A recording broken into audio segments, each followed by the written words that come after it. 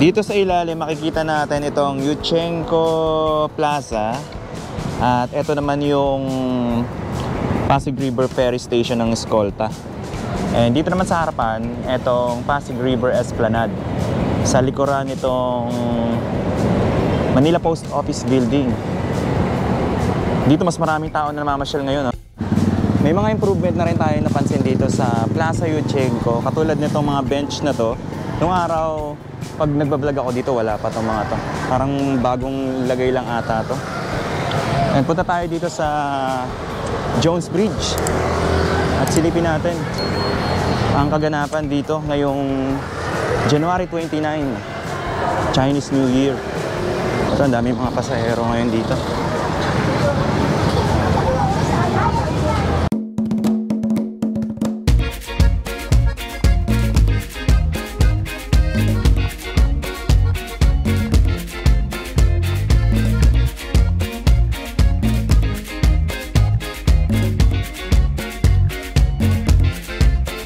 Alright, nandito na tayo sa kabilang side nitong Esplanade dito sa Phase 1 2B. Dito makikita natin yung mga stall and yung mga commercial establishment dito. So ito siya ngayon as of January 29, 2025, ngayong Chinese New Year. Parang hindi ko yata nakikita ngayon yung mga mascot na nandito. Baka temporarily hindi mo na sila ina-allowed pumwesto rito. Usually dito sila nakapwesto eh. Dito sila nagpapapicture. And tignan natin itong mga stall dito. As of ngayon, 29. Yung ilan sa kanila mukhang naka-close. Ayun o. Ito dati may mga ano dyan eh, business establishment. Ngayon sarado sila. Walang nakapwesto. Pero yung iba, open pa rin naman. Pero mostly, sarado na. Baka ano, natapos na yung contract. Tingnan natin kung ano yung nakapwesto rito. Ito, meron daw, Food World. The Pita and Sizzling House coming soon.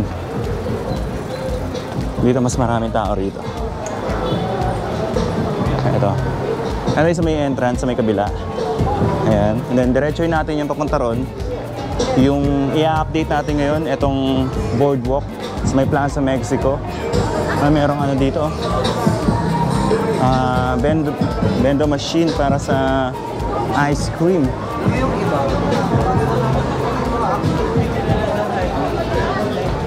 Nakakala tayo rito. And parang kumonti yung mga stall ngayon dito. And yung mga ano, ito, ano ulit, sarado pa. Dati may ano na dito eh, may nakapwesto na eh. And then, dito nga pala yung restroom. Tapos yung mga mesa na nakapwesto rito, parang wala na rin. Hey man, you are gay!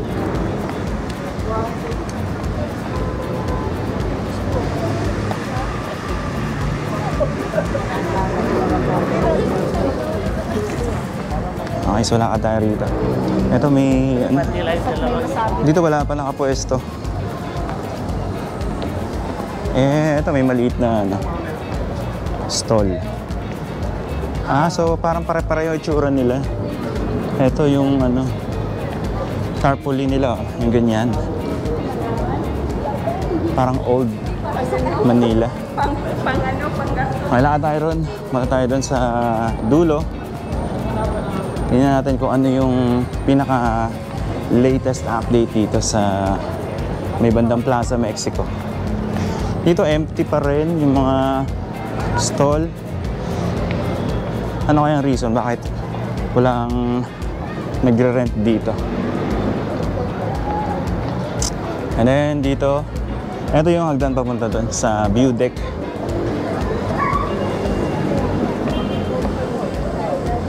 Sa laad tayo.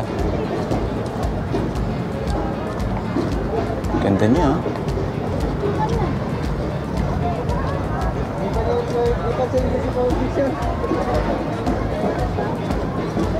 Ito yung Binondo Intramuros Bridge. Diyan.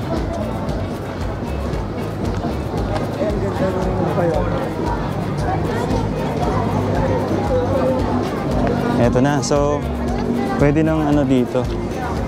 Buo na nila yung mga bricks dito. May ano. Nagpa-practice dito. Buo na.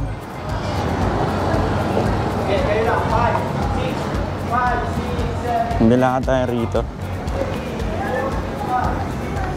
Ito, ang ganda na ng pagkakagawa nila ng ano. Mga bricks dito, buong-buo na. Ito na lang yung kailangang ayusin or linisin dito. Etong mga bricks na parang sumobra siguro. Or baka may paglalagyan pa rin yan. Dito, maganda yung landscape nila rito. So natapos na pala nila. So yung banda ron na lang, yung titignan natin. Ito maganda rin yung pagkaka-arrange ng halaman dito sa gilid. Yung banda ron, meron tayong nakikitang backhoe doon. Ito, ang ganda oh. So hindi pala nila lalagyan ng ano to, ng damo. Kasi yung akala ko, nung unang pumunta tayo rito, akala ko maglalagay sila ng damo rito na parang ipapattern nila dito. So hindi pala. Buong concrete lang yung nilagay nila. Tapos may design lang siya, may color. And then dun, may mga damo. Tingnan natin banda ron sa dulo.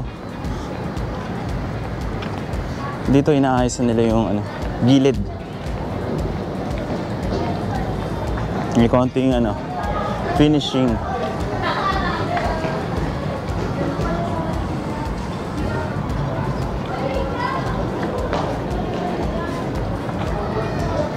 Ito, ang ganda ng ano, landscape nila rito. Tapos yung bricks dito, ito, gawa na rin. Ayun, oh. Konting finishing sa ilalim para sa lamppost. Tapos dito yung bricks, gawa na rin. And ito, yung pinatutubuan nila ng damo dito, ng mga bricks. Ayun, oh.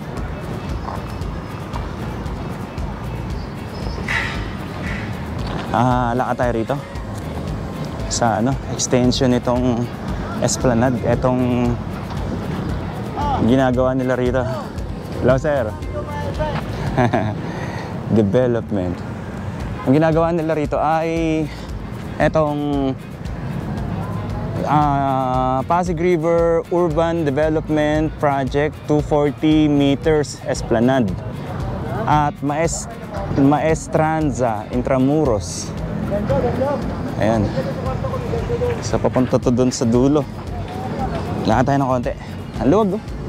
Lawak din, oh. Eto, ano kayang ilalagay nila rito? Baka maglalagay din sila ng ano. Abangan natin kung ano yung ano. Maganda sana kung makita ko yung ano, yung plano nito. Sana meron silang blueprint para makita natin kung ano yung kalalabasan ng project. So dito, eto, gawa na yung ano sa mga lamppost dito.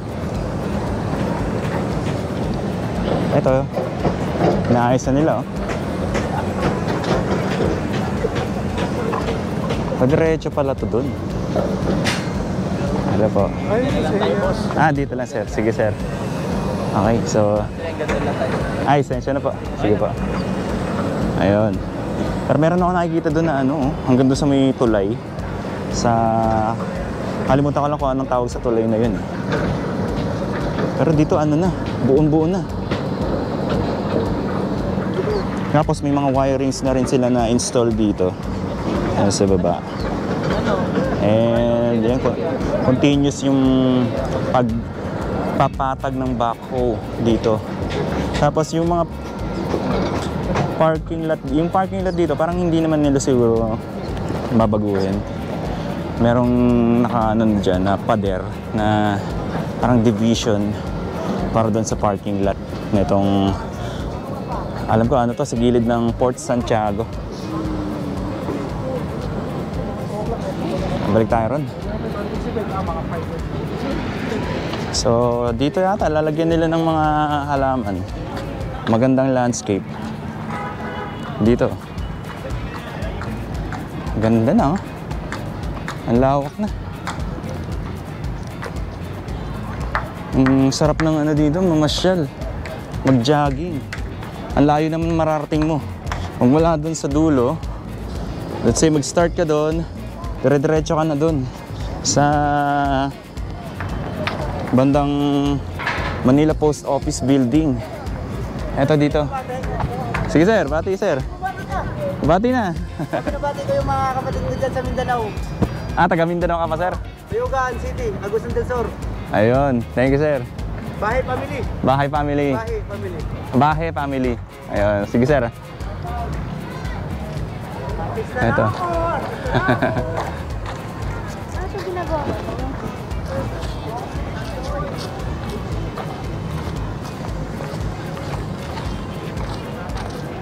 Lakad-lakad tayo rito. So dito sa ngayon, close muna itong hagdan dito. Sarado. So hindi pwedeng dumaan yung tao.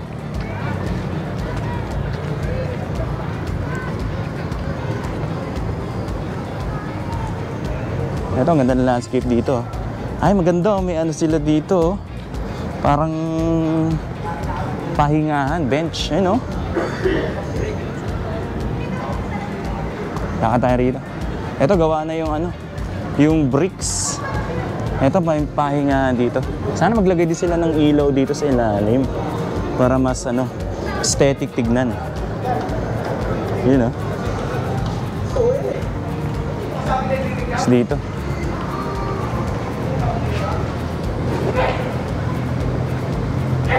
Ang luwag na.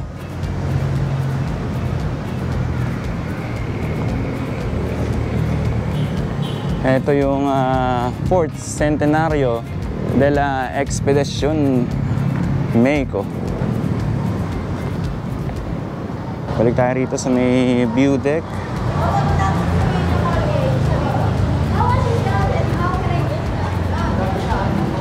Ito may mga TikTok. Mga nagti-TikTok.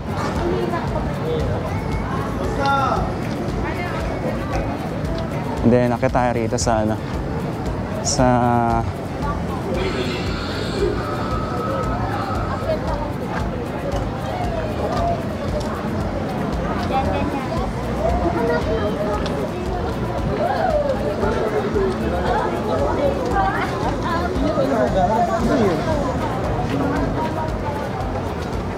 ito yung itaas dito.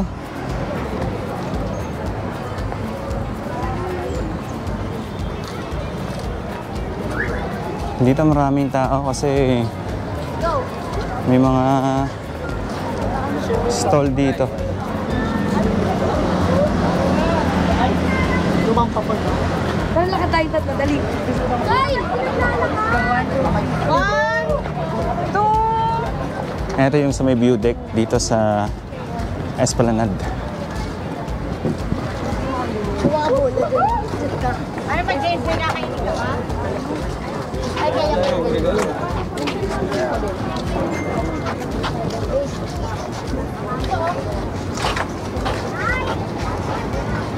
Ano yung iba? Ito pala yung mga ano, dito mga